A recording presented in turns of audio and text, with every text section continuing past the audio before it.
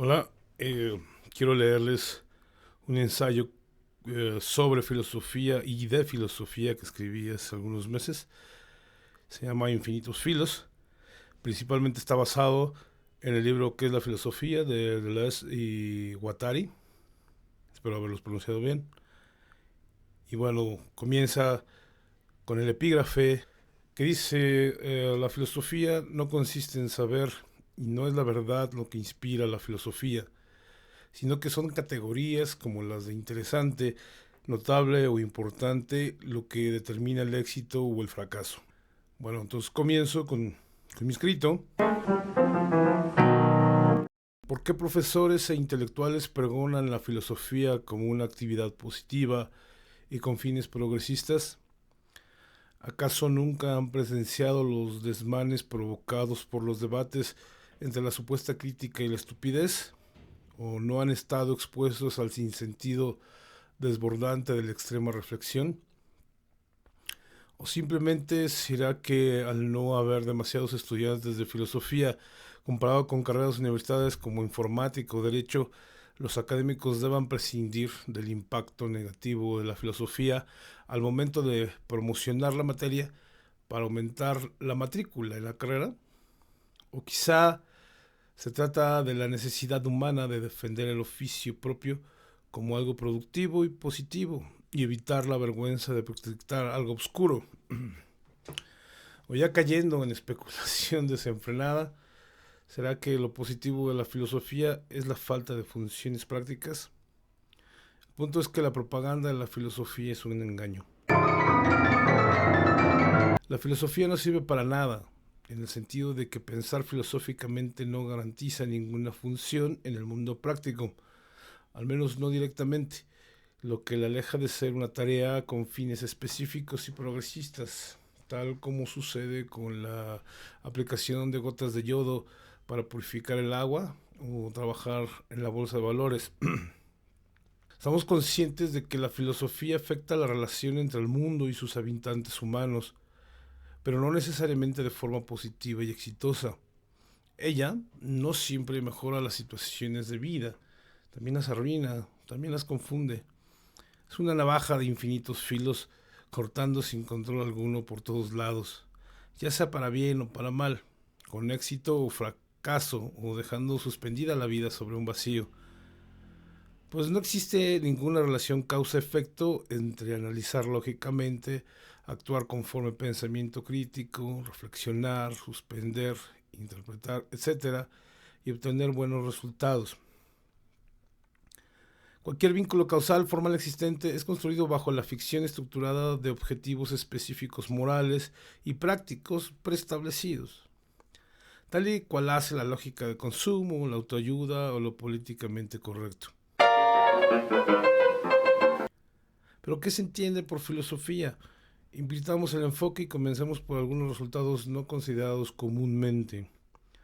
No todos los que filosofamos somos buenas personas, ni somos felices, ni fuertes, ni seguros, ni éticos, ni nuestras críticas son constructivas.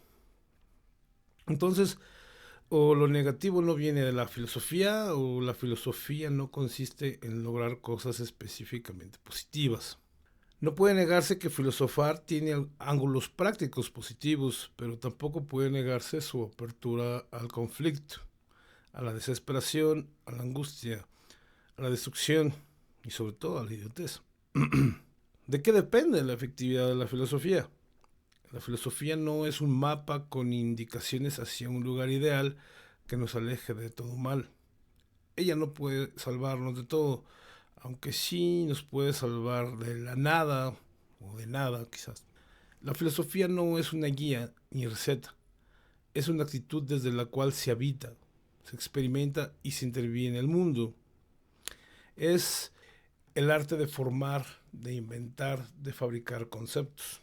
Y bueno, y si bien formar, inventar, fabricar son acciones regularmente consideradas positivas, hay que tener en cuenta de que la filosofía destruye también para dar espacio a las nuevas creaciones conceptuales, considerando además que lo que se crea no siempre es positivo y exitoso, ya sea por no coincidir con un sistema de sentido o por ser absolutamente irrelevante.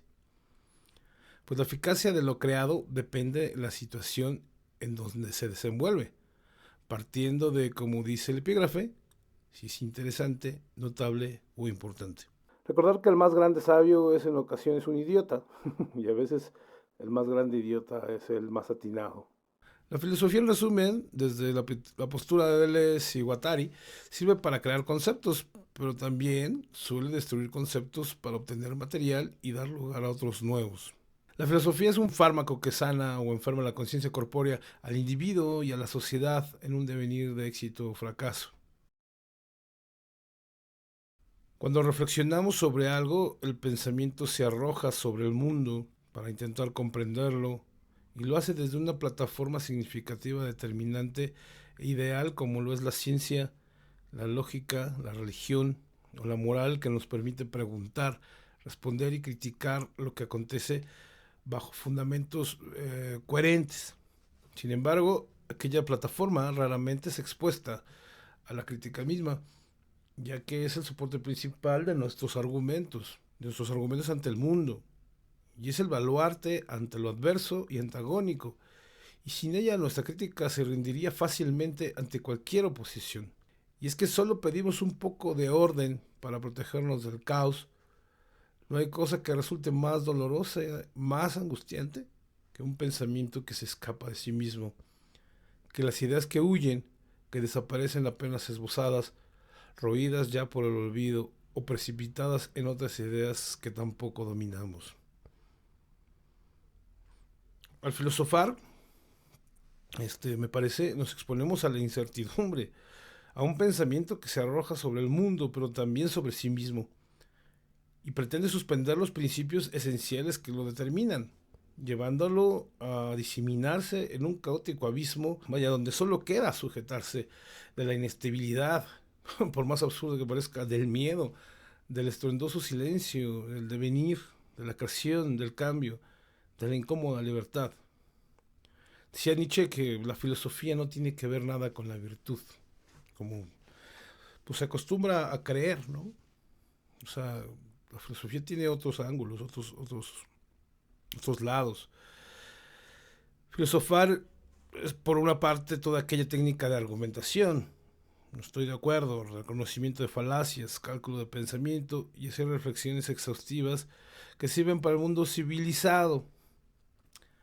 Pero esto es solo un modelo cultural que llega a confundirse con los extensos alcances del arte filosófico, con el arte de crear conceptos a partir de la trascendencia de la experiencia inmanente accesible a cualquier ser humano. Y básicamente sin creación no hay filosofía. Crear conceptos siempre nuevos, tal es el objeto de la filosofía. Hablar de los temas del mundo desde la trinchera de lo políticamente correcto, desde la burbuja de la objetividad de los conceptos, sin exponerse a los derrumbes de sentido y sin construir o cambiar sentido, no es filosofía. Atender a los problemas desde un discurso prácticamente ajustado y estable, donde se puede entrar y salir sin sufrir estragos en el significado de la propia vida, no me parece que sirva para filosofar.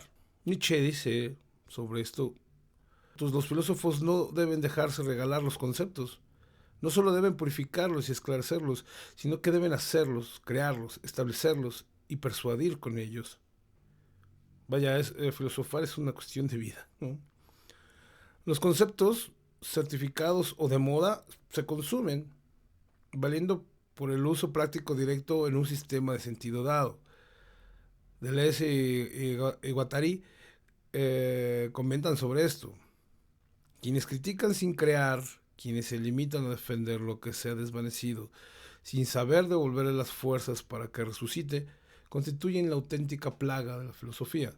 Es el resentimiento lo que anima a todos esos discutidores, a esos comunicadores. Solo hablan de sí mismos, haciendo que se enfrenten unas realidades huecas. Y esto pasa en la academia, como con muchos de los influencers aduladores de la filosofía y el pensamiento crítico de las redes sociales. Se critica sin criticar la propia crítica, sin recrearla. O será, como dice Bukowski, que el problema del mundo es que las personas inteligentes están llenas de dudas, mientras los estúpidos están llenos de confianza, y por eso pueden hablar tan firmemente en sus videos o en sus notas o en sus ensayos, ¿no? O en sus tesis, qué sé yo. La filosofía no necesita de inteligentes ni estúpidos, requiere de masoquistas dispuestos a derrumbar lo que saben y enfrentarse al cambio de sentido del mundo. Es claro que existe propaganda que se limita a anunciar los buenos resultados de la filosofía y prescinde, por una o muchas razones, del resto de la experiencia filosófica.